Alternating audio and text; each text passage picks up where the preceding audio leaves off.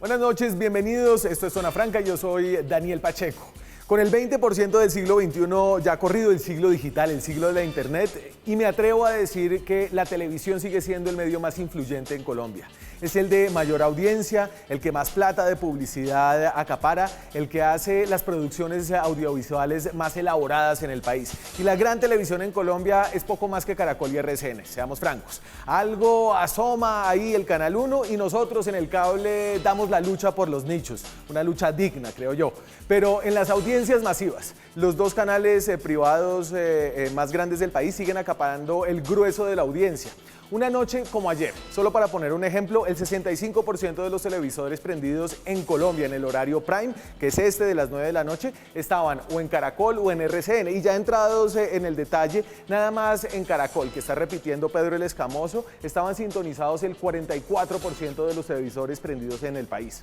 A pesar de lo importante que es la televisión, se habla sorprendentemente poco de ella en Colombia. Somos un país de más de 50 millones de personas con apenas 3 canales privados de televisión abierta y solo un crítico de televisión vivo, Omar Rincón.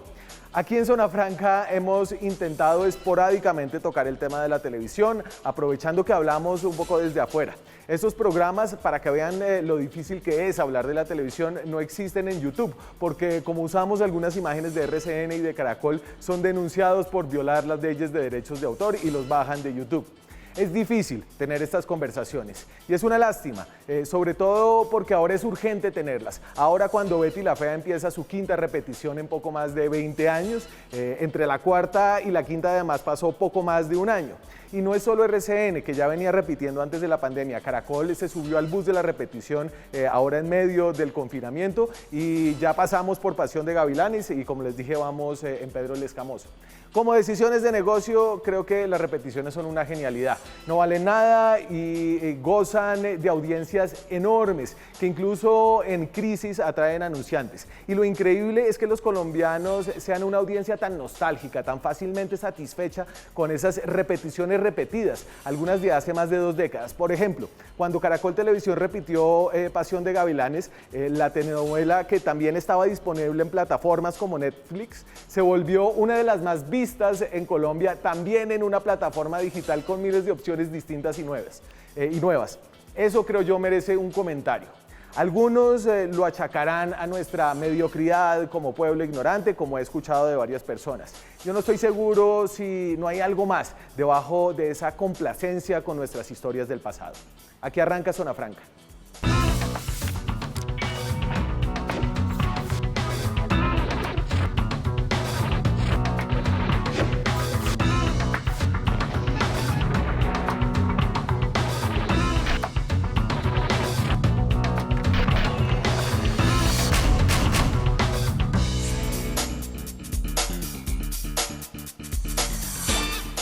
Hoy viernes volvemos a hablar de nuestro negocio, de la televisión.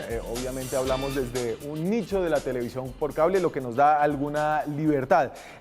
Simplemente y antes de presentar una gran primera invitada que me acompaña esta noche, un recorderis de las producciones repetidas, no solo en medio de la pandemia, antes de eso ya venía y es increíble. Entonces, por ejemplo, Betty la Fea y Francisco el Matemático, todas estas se han repetido después de haber sido hechas. Fueron hechas originalmente en el 99, Betty la Fea se ha repetido 5 veces, Pedro el Escamoso, repetida ahorita mismo, Pasión de Gavilanes, repetida con enorme éxito. Aquí en Zona Franca nos estaba dando duro en el rating Pasión de Gavilanes. Luego voy para Amor Sincero, Chepe Fortuna, El Man es Germán, todas de RCN, hasta que la Muerte nos separe, es esa, y Los Hijos de la Mafia de RCN, hasta que la plata nos separe, perdón. Los Reyes de RCN, también repetida, Tres Milagros, Rafael Orozco de Caracol, Lady la Vendedora de Rosas y Diomedes también de RCN. Todas estas novelas se han repetido en los últimos 2 años. Para hablar de esto tengo el gran gusto de invitar a una amiga de este programa, a Juana Uribe, la mejor libretista que está trabajando todavía en este país. Por esas manos pasaron no solamente Escobar, El Patrón del Mal, La Niña, muchas más series que han encantado a los colombianos. Juana Uribe, vicepresidenta de contenido de Caracol, ¿es su título? Vicepresidenta de Canales se De llama, pero es un Canales, de poco de Canales. todo, sí. ¿Qué hubo, Juana? ¿Qué más? Hola Daniel, buenas noches a todos. Muchas gracias por esta invitación. Bolívar, se me olvidó. Sí, Bolívar. Más recientemente Bolívar, sí. Bueno, yo Sí. me sorprendió que me aceptara la invitación, obviamente, pero yo creo que usted siente que aquí hay un tema que hay que discutir y me encanta que haya aceptado. Y la verdad es que he escuchado recurrentemente acerca de nuestra mediocridad. A los colombianos les encanta autoflagelarse y entonces hay un sentido en el que dicen, no, es que a este país recibe todo lo que le den y no le importa, es ser autocrítico, pero yo creo que debe haber algo más con esta nostalgia que sigue acaparando a los colombianos. Bueno, lo primero es cierto, pues primero yo no creo que sea mediocridad ni mucho menos y no es un fenómeno colombiano. En el mundo entero las televisiones y las plataformas están redescubriendo los clásicos y los están volviendo a ver. Hace poco dos grandes plataformas estaban peleando la propiedad de Friends para poderla tener y se convierte en un valor increíble tener uno de esos productos que la gente ve y vuelve a ver y se vuelve un valor muy importante para las compañías. Lo que pasa es que en Colombia, por la competencia que nosotros teníamos, una competencia muy fuerte, y porque nosotros no tenemos estaciones, a la gente se le olvida que en Estados Unidos la televisión nacional y la televisión abierta produce una temporada de sus series y luego repite durante el verano y luego vuelve y produce. Nosotros tenemos una competencia todo el año y no podemos bajar la guardia. Nosotros no tenemos esos ciclos digamos, de Sí. estaciones que hacen que cambie la audiencia tan radicalmente como para hacer unas repeticiones. Por eso es que novelas como Pasión de Gavilanes nunca había sido repetida en el Prime y tampoco Pedro el Escamoso. Betty solamente hace un año fue repetida en el Prime. Antes se repetían en la tarde, que son públicos completamente distintos, pero en el Prime nunca se repitieron. Y bueno, con la pandemia llegó una necesidad, digamos, es un tema de fuerza mayor. Nosotros tuvimos que dejar de producir, por un lado, y a pesar de que nosotros, por ejemplo, sí tenemos algo de inventario todavía que pudiéramos poner, no hay pauta en el mercado para que lo respalde. Entonces, para poder mantener un equilibrio económico en el canal era necesario bajar los costos de programación y se encontró en estos programas que la audiencia, bueno, hay una cosa que es importantísimo decirla, hay una generación que no las ha visto, es decir, Sí. nosotros nos parece que ayer vimos Pedro el Escamoso, pero pues fueron 20 años y hay una generación que no la ha visto, Pedro creo que es del 2003 y entonces es novedad para una gente, se vuelve un plan familiar, los papás dicen que si les gusta, tienen que verlo y recuerdan y probablemente ahí hay una de las razones por las cuales la gente está encantada con estas series en el Prime, ¿no? Claro, pero entonces al mismo tiempo yo digo sí, hay una nostalgia, hay una nueva generación que no las ha visto, entonces no se las está repitiendo, pero son historias que sucedieron en un país, pues tal vez mi premisa, parto de la premisa errónea, ¿no? Es que el país no era tan distinto, ¿no? Pero uno diría, 20 años después Colombia debería ser un país muy diferente al que fue cuando Pedro el Escamoso salió, cuando Betty la Fea salió, incluso cuando Escobar salió. Y parece no ser el caso, parece que este país entonces no cambia tanto en su corazón narrativo. Pues yo no creo que sea una cosa para culpar a la gente. De pronto la gente necesita historias de esas livianas, amables, casi comedias románticas para un momento difícil, ¿no? Eso fue un poco también el razonamiento que tuvimos, ¿no? Es decir, nosotros de ese momento para acá hemos entrado en historias mucho más duras, de mucha más realidad, más conectadas con la actualidad, pero de pronto en una situación tan difícil como ha sido la pandemia, la gente necesita un poco de distracción y digamos, de salirse de eso. Y yo no culpo, me hago parte totalmente de eso, de querer tener un poco de ficción y es lo mismo que pasa con las comedias románticas. Yo no sé cómo, si a la gente la castigarán tanto por volver a ver... no sé, cuatro matrimonios y un entierro, que cada vez que la ponen vuelven y la ven, cada vez que la ponen vuelven y la ven, porque es un estado es decir, es un pacto que hacemos, ok, durante un rato me voy a divertir un Sí. poco ligero, sé que la vida no es así, pero esto me gusta y no pasa nada. Me parece que es un poco snob criticar a la gente por querer distraerse un poco después de haber visto, en el caso nuestro, un noticiero de hora y media con las cifras del coronavirus, con la dificultad, con el desempleo, con la cosa, entrar en unas novelas que generan un poco de distracción. Creo que es un mínimo de salud mental para hacerlo, ¿no? También. No le casque tan duro al esnovismo, que es minoritario, pero aquí en Zona Franca está muy bien representado.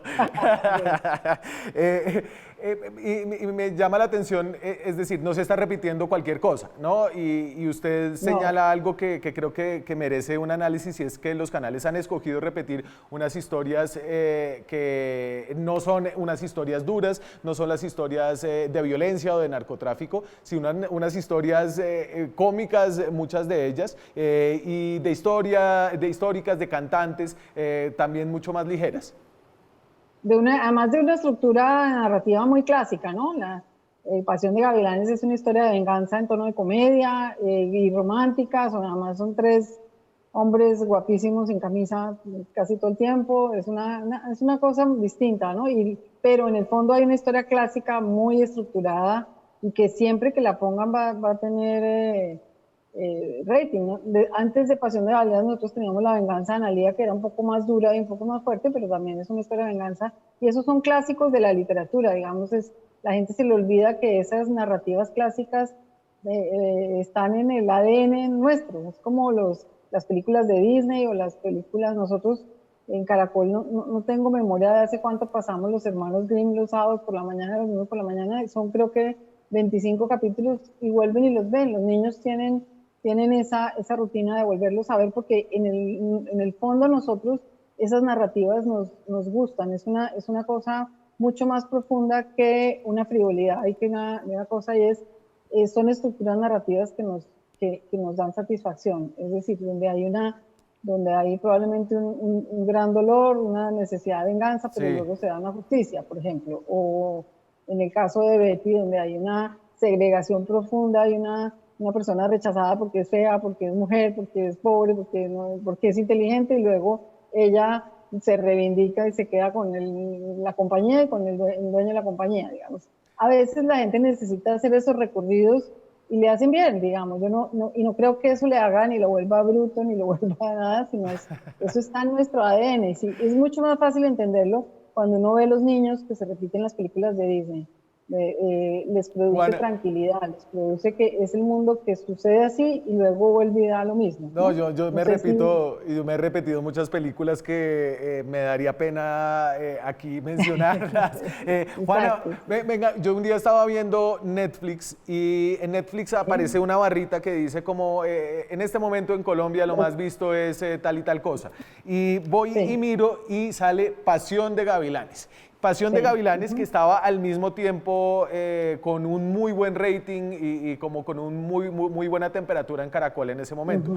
Y dije, o sea, los ejecutivos de televisión de los canales andan últimamente, y llevan como 10 años todos diciendo, no, nuestro negocio está cambiando, nuestras audiencias son ahora las audiencias las que mandan, no somos nosotros, tenemos que escucharlos. Y Caracol decide poner Pasión de Gavilanes y las audiencias no solamente de televisión, sino de Netflix, van a buscar Pasión de Gavilanes. Esa vaina sí es muy rara. Pues yo vuelvo e insisto, hay una cosa en el melodrama que es universal, es una cosa porque además no solamente es en Colombia, bueno, Pasión de Gavilanes tal vez aquí sí, pero si usted ve el top 10 desde España hasta toda América Latina, tiene más de, digamos, unos 3 o 4 títulos de melodrama puro, ¿sí? Bien sea un poco más mejor producido, más matizado, como Anu Irani, que estuvo muchos meses en el top 10, que es la historia de una niña en Canadá adoptada por dos hermanos que estaban esperando que les llegara un niño que les ayudara en la granja, y finalmente llega una niña y los tiene que conquistar a ellos y a todo el pueblo, digamos. Es una historia pues de melodrama y es fantástica. Y también hoy en día está 100 días para enamorarte, La Venganza de Analía llegó a ser número 6 a nivel mundial. Es decir, hay una cosa en el fondo del ser humano con el melodrama que es muy fuerte, y a veces le gusta disfrazarlo más o no, pero cuando la gente toma el control de Netflix y se sienta a ver 5 capítulos diarios, pues ahí está marcando. Eso no pasa por un crítico, no pasa por, obviamente que los críticos de series ya están calificando a Netflix de telebasura, de todo eso, pero la humanidad ha sido melodramática toda la vida y eso es lo que pasa con las plataformas ahora. Lo que sí es distinto es que la gente se sienta a ver muchos capítulos y le gusta mucho vérselos en más corto tiempo que en la televisión Claro, privada. pero ahí lo raro es también que justamente cuando Caracol propone Pasión de Gavilanes es que la gente va a ir a buscarla, ¿cierto? Porque la Pasión de Gavilanes estaba ahí en Netflix hace rato, ¿no? Y es claro, Caracol. Es probable que haya una parte de la familia que dice, ay, me gusta, pero no me aguanto verla de 1 hora y media diaria o de 1 hora, entonces me voy y lo veo completo, ¿sí? Pero eso es, pues, los jóvenes que pueden hacerlo, o quien le gusta eso. De todas maneras, hay una parte familiar que le gusta todavía sentarse frente al televisor y verlo cada noche. Entonces, lo que hay es las dos opciones. Lo que sí nos dimos cuenta es que la una no entorpece la otra, digamos, cosa que en otro momento se pensaba, ¿no? Obviamente uno entiende que en medio de esta situación con unas restricciones muy grandes para reunirse, para trabajar, las producciones son lugares intensivos de trabajo donde a veces el distanciamiento social es muy difícil de mantener, los protocolos convierten una producción de televisión que ya es muy cara en algo absurdamente costoso, pero ¿cómo ve usted? Evidentemente no podemos seguir repitiendo de toda la vida. ¿Cómo han visto ustedes y cómo empiezan a medir la reactivación de esto para empezar a producir de nuevo? Nosotros durante la pandemia, durante los meses de la pandemia, estuvimos todo el tiempo preparándonos para volver. ¿Y qué hicimos? Tomamos las producciones, en el caso nuestro teníamos La Reina del Flow 2 que estaba empezada y el cartel que estaba empezado y reescribimos las escenas para que fueran viables. Bajar el número de personas en escena, bajar el número de extras, modificar un poco las escenas multitudinarias, etc. Eso lo hicimos, terminamos de escribir, nos leímos los protocolos de todo el mundo, eso fue una cosa, digamos, muy buena porque la gente no empezó a esconder sus protocolos, sino que los empezó a compartir, y así vamos a hacer esto, estamos haciendo esto, y llegamos a unos acuerdos, se le presentaron a la alcaldía, y el día que nos dieron permiso de arrancar, arrancamos. Llevamos grabando creo que 3 semanas, varias producciones, y hasta ahora se ha mantenido, digamos, controlado todo con un costo altísimo, porque yo creo que hay un sobrecosto de un 10%, un poco más, por las medidas de seguridad, por las pruebas que hay que hacerle a la gente, al primer cerco, al segundo cerco, pero nos va a tocar hacer eso porque no sabemos cuánto tiempo va a durar y no solamente para la pantalla, sino para todos nuestros negocios con las plataformas es necesario avanzar, ¿no? Y ya va a haber novelas, pues los extras en la calle tienen tapabocas. ¿O el mundo de la pandemia no ha llegado a la novela? No, porque todavía son, primero porque había continuidades, ¿no? Lo que estamos haciendo todavía eran historias que venían sin eso, y entonces de la nada y salir con tapabocas no era fácil. Y no, muy pocos extras en la calle, muy pocos extras, escenas mucho más al grano en interiores y historias escritas para poderse grabar. Hoy en día nos permite que haya en un set máximo 50 personas y antes pues si había un concierto podía haber 200 o 250 o si había o solamente unas escenas normales podía haber 70, 80 personas. Nos tocó reducir los equipos, que cada uno pues todo más controlado. Juana, pero bueno, pudimos arrancar. Una última pregunta, y yo me imagino que usted se la ha hecho y todas las personas que logran plasmar grandes historias se la deben haber hecho. Sabemos que más o menos los cánones en Occidente dicen que hay una sola historia, que es la Odisea, que se repitió y se rehizo en el Ulises, que se rehizo en 100 años de soledad, etcétera, etcétera. Pero hay una sensación en la que un libretista siente que tal vez ya hizo su mejor historia y que las que siguen después no han logrado como posicionarse como nuevos clásicos. No, pues yo lo que creo es que hay grandes retos de encontrar, primero, nuevos universos que evidentemente no están todos contados, o sea, no solamente la estructura central es lo que cuenta, que es probable que los clásicos hayan sido quienes las describieron primero y quienes las narraron primero. Eso está, ahí cabe lo que estamos hablando de La Venganza, que es un Conde de Montecristo eterno, pues que funciona, pero el gran reto es contarlo, por ejemplo, o en el caso de Pasión de Gavilanes, que son 3 hermanos que vienen a vengar la muerte de su hermana, o en el caso de La Venganza de Analía, que es una asesora política que se mete en una campaña a elegir un candidato para vengar la muerte de su mamá. Digamos, ahí el gran reto es contarla a través de otro universo nuevo, etc. Yo creo que uno tiene todavía muchos puntos de vista para descubrir y muchas cosas que pueden estar enmarcadas en estas estructuras tradicionales, pero que sean una mirada nueva, no pelean las dos cosas. Y bueno, por eso estamos. Juana Uribe es vicepresidenta de canales de Caracol Televisión, una de las grandes libretistas de novelas aquí en Colombia. Juana, es un gusto tenerla por acá. Dígale a los de Caracol que no me tumben el programa, que el que hicimos con Fernando Gaitán, que salió tan bonito. Pero solamente hay que pedir permiso a las imágenes, pero voy a decirle una última cosa que al principio en su introducción estuvo muy chévere, dijo, las repeticiones no valen. Pues no es tan cierto, las repeticiones valen, nosotros pagamos una plata a las asociaciones de actores, a las asociaciones de directores y de libretistas por la repetición, se paga, hay que remasterizar las cosas, hay que musicalizarlas, hay que editarlas, bueno, eso tiene también un costo. En el caso de que haya un coproductor, también hay que pagarle al coproductor. Y también hay una cosa, nosotros no hemos dejado de pagar la licencia que paga el canal por su cosa y todo el funcionamiento de emisión y todo. Entonces, los costos no son tan cero, obviamente que son mucho más restringidos, pero no son tan cero como parece, ¿no? Muchas gracias, Juana, por estar por aquí y ojalá vuelva y seguimos hablando de televisión, que, claro que sí. Tampoco Siempre se habla es en un televisión tema. en el país. Muchas gracias. De acuerdo, muchas gracias. Nosotros seguimos con más voces a propósito de la pequeña pantalla, el gran negocio de la televisión en el país. Ya volvemos. Seguimos en Zona Franca, hablamos de televisión esta noche. ¿Cómo es posible que estemos repitiendo todas las novelas de televisión? Betty la Fea vaya en su quinta repetición. Hoy hacemos un poco de crítica de televisión en Zona Franca. Nos acompaña para esto Santiago Rivas. Santiago es escritor, periodista, presentador, ilustrador, ferviente hincha de Santa Fe y ahora director de Puntos Capitales, nuestra competencia en el canal Capital. ¿Qué hubo, Rivas? ¿Cómo está? Yo, Daniel, ¿qué más? Qué bueno estar aquí en su espacio. Vean la magia de la televisión, lo que hace. Sí, claro, creo que está usted simultáneamente del otro lado. Iván Gallo nos acompaña también esta noche. Iván es editor de Las Dos Orillas, trabajó en Semana. ¿Y qué más? ¿Cómo va, Iván? Bien, bien. Aburrido de ver la misma televisión de hace 20 años.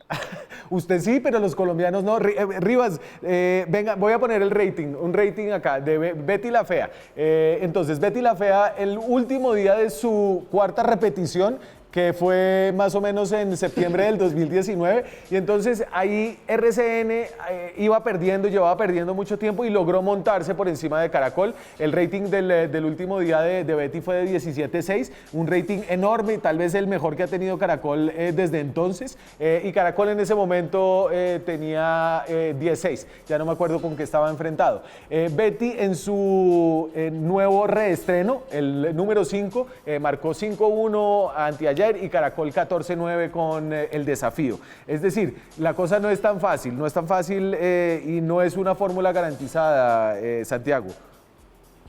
Pues es verdad, lo que pasa es que, sobre todo cuando la gente siente que una fórmula se repite, ¿no? Eso son muchas historias que la gente se cuenta a sí misma y que se chocan, ¿no? Entonces está la historia de todo tiempo pasado fue mejor y es una cosa que la gente siente y esa nostalgia obviamente da réditos, pero si se siente también desgastarse la historia de que repitiendo es la fórmula para ganar rating, pues obviamente eso va a repeler mucho a la audiencia.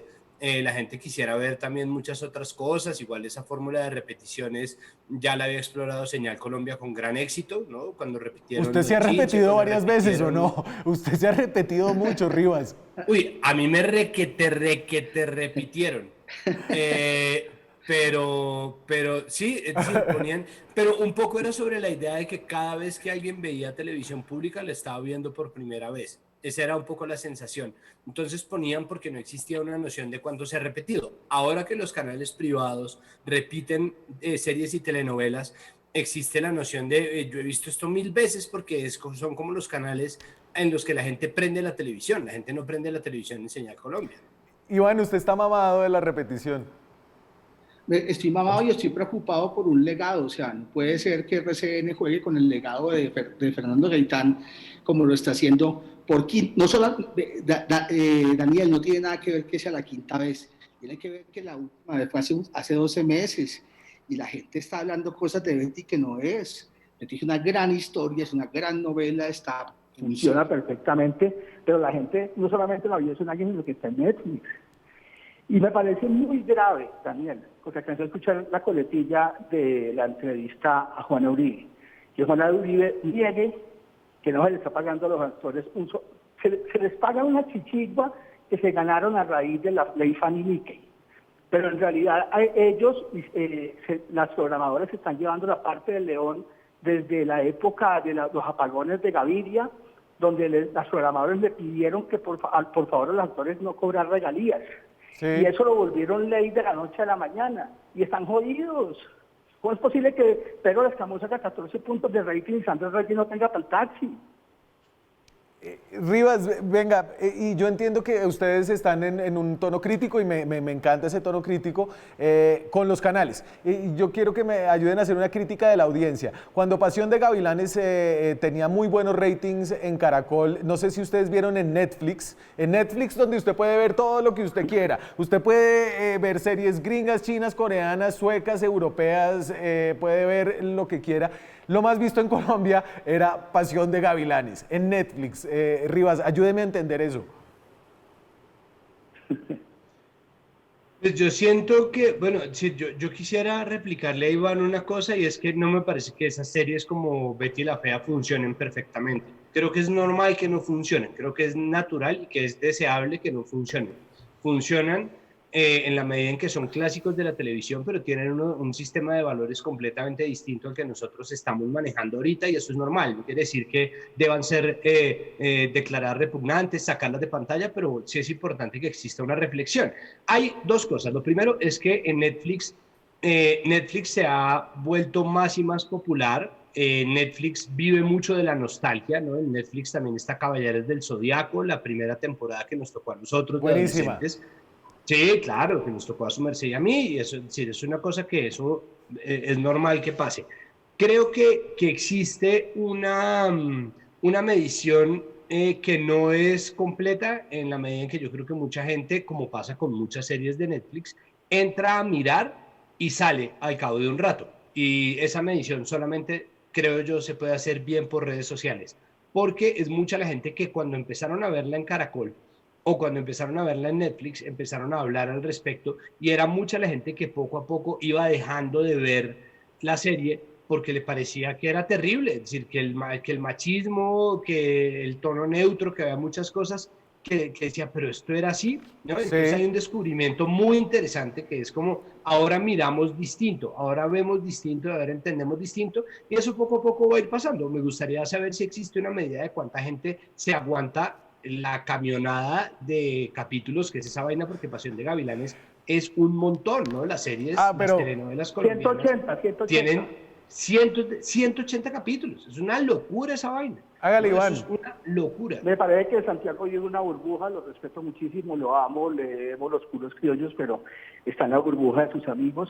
Creo que aquí sigue ganando el que diga Uribe, y en ese sentido Betty la Fea se conecta con un montón de gente, al igual que se conecta con un montón de gente de Pasión de Gavilanes.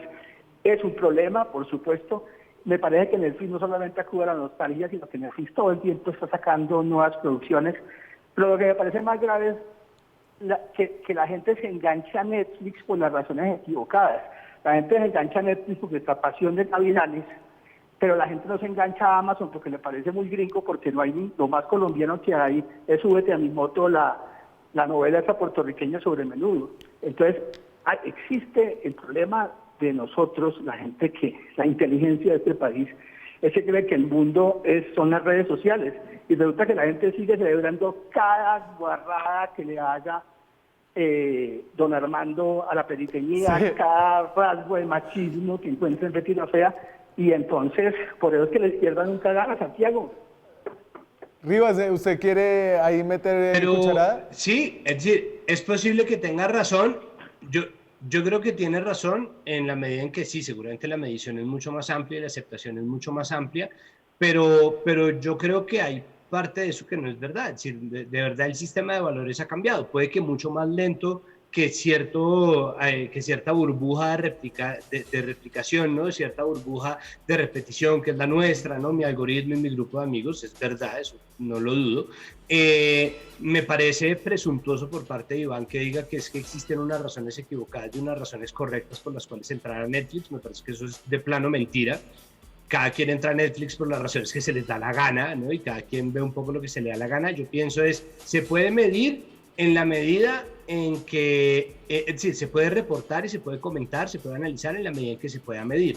Me parece que lo que se puede medir ahorita es el impacto discursivo en las redes sociales. Me parece que en las redes sociales están llenas también de gente que vota por el que diga Uribe, o sea, no se trata de una medición tampoco tan incompleta, y me parece que la otra medición que existe, que es el rating, es una medición que le sirve solamente a los canales de televisión privadas y que sirve además para alocar publicidad en la televisión privada, no le sirve a nadie más, es una medición obsoleta y es una medición incompleta. Entonces sí, seguramente sí, tiene un éxito popular, pero las cosas han cambiado, la gente ya no ve el Chavo como veía el Chavo se ve mucho más violento ahora, Tom y Jerry se ven mucho más violentos ahora.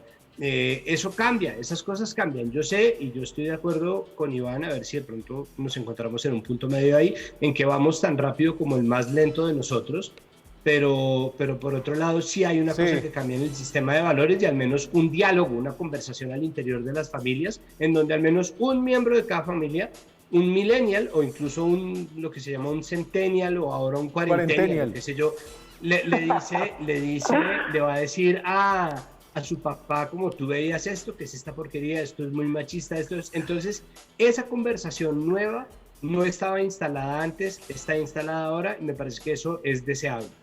Señores, voy a hacer una pausa.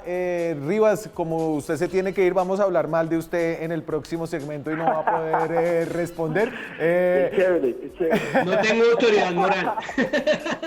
Pero le quiero dar las gracias por estar ahora. Está bacano su espacio en Canal Capital.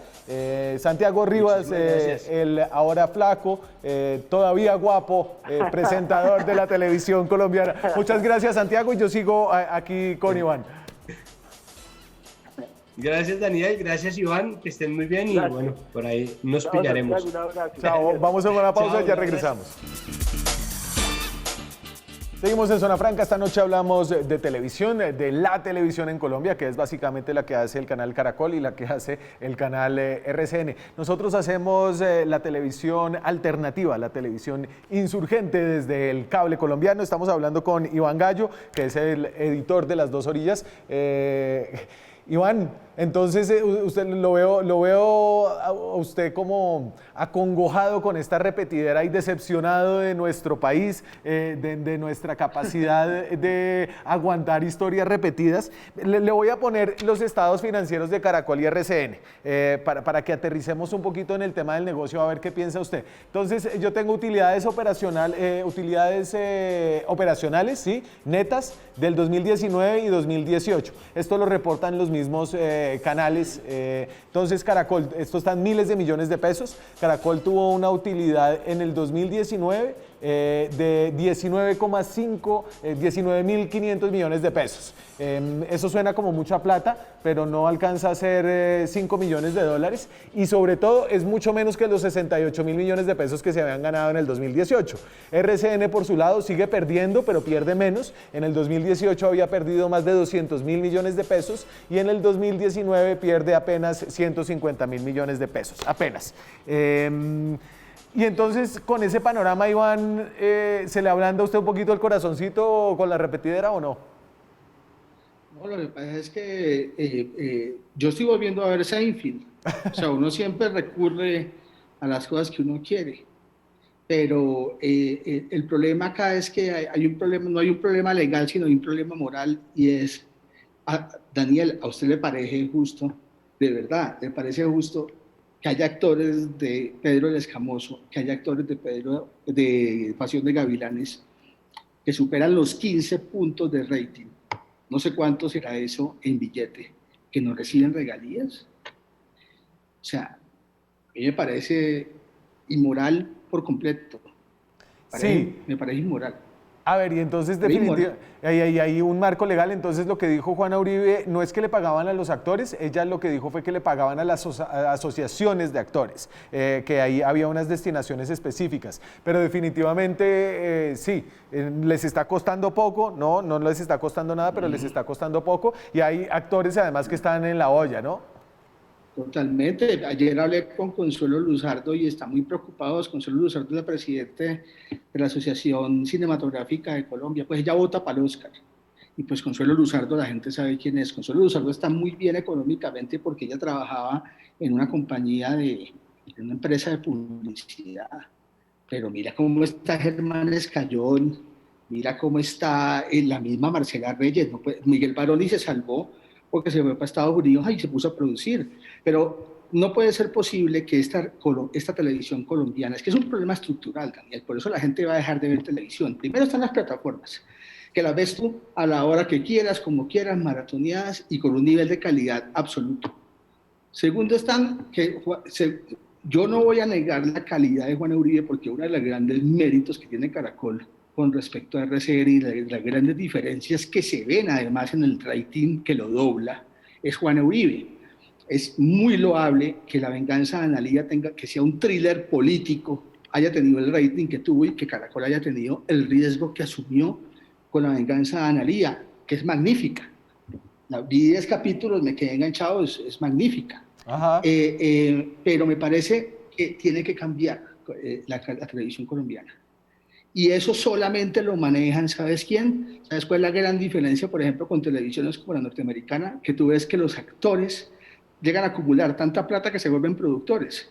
Nosotros necesitamos actores que produzcan. Imagínate, Víctor Mayarino hizo en los 90 Leche. Eso es una locura. Los 90 era una serie interactiva Leche era una serie interactiva en los 90. Yo no sé si tú te acuerdas de Leche. Sí, me acuerdo de Leche. Una cosa maravillosa con Flora Martínez. Entonces, sí, necesitamos ese tipo de ideas. Y eso pasa como con el fútbol. La federación debería estar llena de exfutbolistas que conocen el juego, no de mafiosos. Pero Iván, ¿y usted cree que el hecho de que estas series tengan un éxito tan grande igual después de algunas de haber sido vistas tantas veces, eso habla de un país que ha cambiado poco? Porque hay cosas de Betty la Fea que uno ve hoy en día y dice, bueno, no, digamos que en la oficina ya no se puede actuar así, ¿no? Es acoso laboral y acoso laboral o si no acoso sexual. Pero Daniel, no caigas en la gomedería de Santiago de creer que el mundo son las 4 oficinas donde uno habita. Pregúntele a una secretaría en Cúcuta cómo es el trato con el jefe, o en Pasto. Claro. O sea, es que uno cree que el mundo es Bogotá. Por favor, aquí sigue el presidente Duque. Y ganó prometiendo y a los juristas les parece moderado. Además, lo van a destituir es porque no va a matar a los indígenas que van a entrar a Bogotá el lunes. Pero Iván, entonces usted dice, este país no ha cambiado tanto, es decir, ese rollo de que existe el acoso sexual, eso es un bogocentrismo. Claro, pero por supuesto. Y además, lo peor es cuando se instaura ese acoso en la mentalidad de las mujeres. Va a promover porque está acosando sexualmente. Es una Sí. cosa mental absurda. Y en Bogotá, pues por supuesto, en los círculos donde nosotros nos movemos, pues afortunadamente eso no pasa. Pero Iván, pregúntale a una muchacha en Barranquilla. Iván, es siempre un gusto hablar con usted, es un gusto que nos aterrice en una realidad más colombianocéntrica y menos bogotanocéntrica. Señor, usted que tanto remilga de su Cúcuta querida, la lleva ahí presente y nos la está trayendo aquí a Zona Franca. Muchas gracias. Dale, de nada, de nada. ¿Qué proyecto tan chévere, Daniel, en serio? Te conoce la gente. Muchas gracias, hermano. Muchas gracias. Se nos acaba el tiempo en este segmento. Voy a comerciales y volvemos con nuestra propia nostalgia. Un ejercicio de despedida a nuestra vieja sede de La Macarena y de bienvenida a el brillante piso de nuestro set en Plaza Claro. Ya regresamos. Seguimos en Zona Franca, hoy viernes que hablamos de televisión, que hablamos de nostalgia, tenemos que recordar de dónde venimos nosotros también. Muchos de ustedes saben que nos trasteamos, ahora estamos en el moderno edificio de Plaza Claro, en la avenida Esperanza con carrera 68 en Bogotá, pero antes y este canal nació en un edificio en La Macarena que tiene una historia que hoy recordamos en medio de estos cambios y de esta renovación de Zona Franca y de Canal Red Más. En la calle 27 con carrera cuarta en Bogotá está uno de los edificios históricos de la televisión y sobre todo de los noticieros de televisión en Colombia. En este edificio se hicieron noticieros como QAP,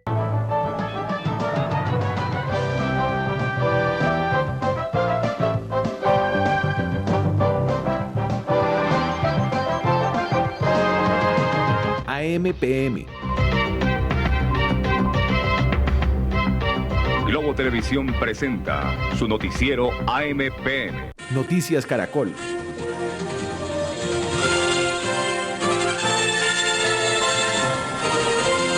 y nuestro noticiero Red Más Noticias. Conocer las noticias es bueno, entenderlas es mejor.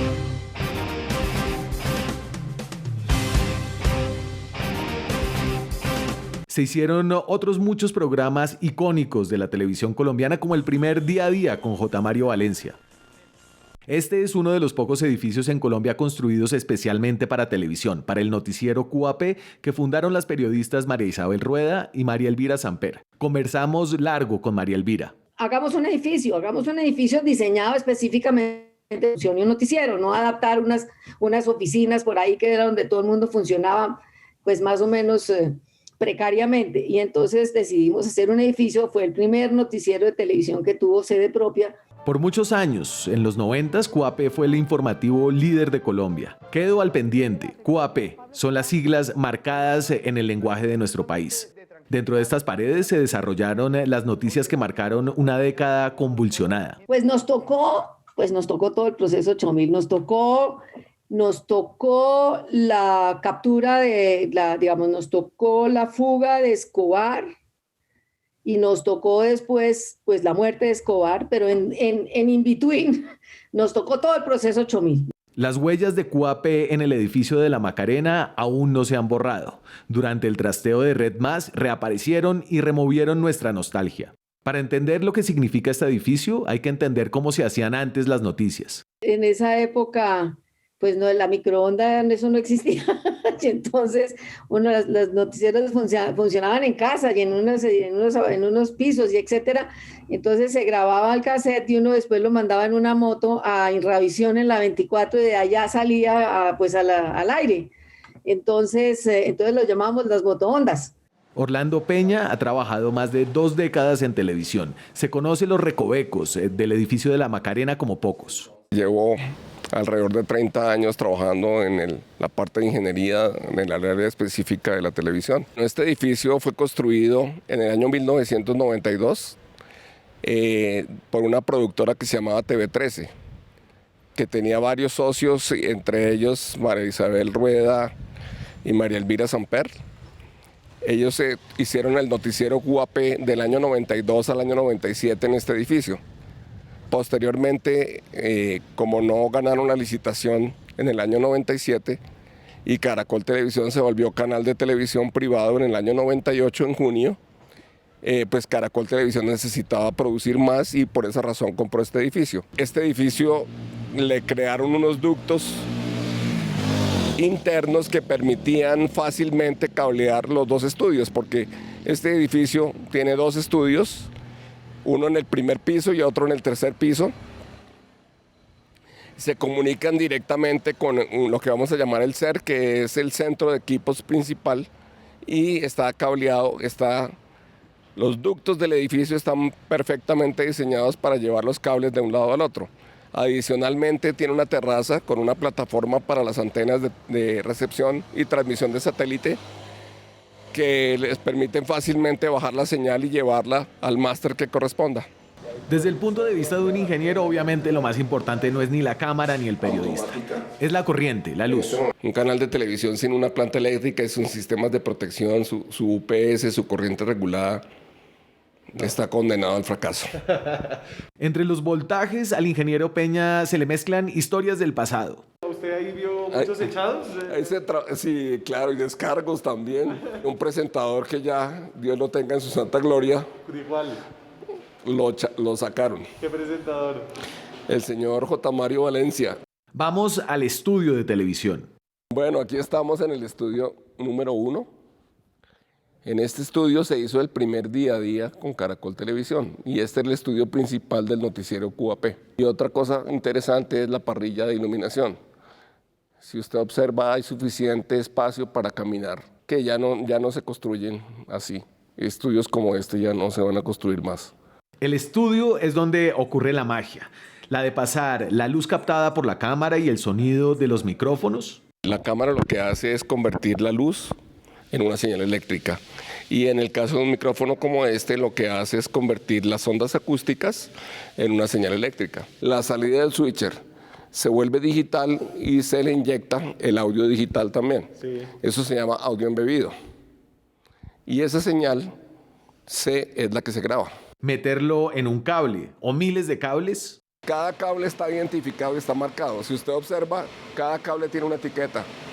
Y en la etiqueta dice de dónde viene el cable, qué señal trae y hacia dónde va. Y lanzarlo al aire para que llegue a televisores de todo el país. Aquí los canales de Claro se suben a satélite con la antena que vemos al fondo. Esa es una antena transmisor-receptor, mientras que esta únicamente es una antena de recepción. La televisión, ese matrimonio del video, el sonido y la voz del periodista, tiene también sus mañas. Y este es nuestro lugar para hacer los tiros de televisión. Exactamente. Cuando dicen en el noticiero, vamos con nuestro corresponsal desde el norte de Bogotá. Sí, está parado en el techo del mismo canal. Sí, pero es que eso se supone que no debería conocerlo los televidentes, pero bueno, es una infidencia. Es la información que se registra desde el centro de Bogotá. Paula Granados, Red Más Noticias. Pero es sin duda la televisión el medio técnicamente más exigente que hay en el periodismo. Detrás del periodista o el presentador hay una gama enorme de camarógrafos, sonidistas, iluminotécnicos, maquilladoras, vestuaristas, productores, editores, graficadores e ingenieros. Aristides Galeano es un camarógrafo veterano. Mi nombre es Luis Aristides Galeano, llevo en televisión 40 años. Empecé el primer programa que yo hice para Caracol Televisión, Pequeños Gigantes. Aunque el trabajo sigue siendo parecido en el encuadre, en la técnica, los equipos en cambio han cambiado mucho. Yo empecé, había la Nagra, que era un formato, y había máquinas de 2 pulgadas y de 1 pulgada, y después se pasó a la Betacam, y se pasó, también había 3/4, y realmente pues ha sido había ya hoy el estilo de tarjeta, de disco, pues no, ha sido un cambio brutal en la tecnología, pues. Otras épocas en las que los tiempos de producción eran de locos. El señor Julio Sánchez Vanegas me decía, ¿qué viejito, pero usted qué está haciendo ahí detrás de los bastidores? ¿Qué hacía ahí metido, ala? ¿Usted estaba durmiendo? No, estaba tomando whisky y ron. Pues porque llegaba un punto en que ya el organismo no daba. O sea, ya uno llegaba en un punto en que ya era tan difícil y era que uno decía, no, ya en qué capítulo vamos, en qué página vamos a retomar. Y tocaba volver a empezar. La división entre el talento y los técnicos siempre ha estado muy marcada en la televisión. Los actores y los directores pues eran aparte. La parte técnica siempre era aparte. No es como hoy en día o como en ciertos años que tú podías compartir el almuerzo, comerse el refrigerio. No, era todo aparte. No había un contacto sino solamente en el set. En el edificio de La Macarena se queda un poco del ADN de este programa, de Zona Franca. En este edificio nacimos y evolucionamos.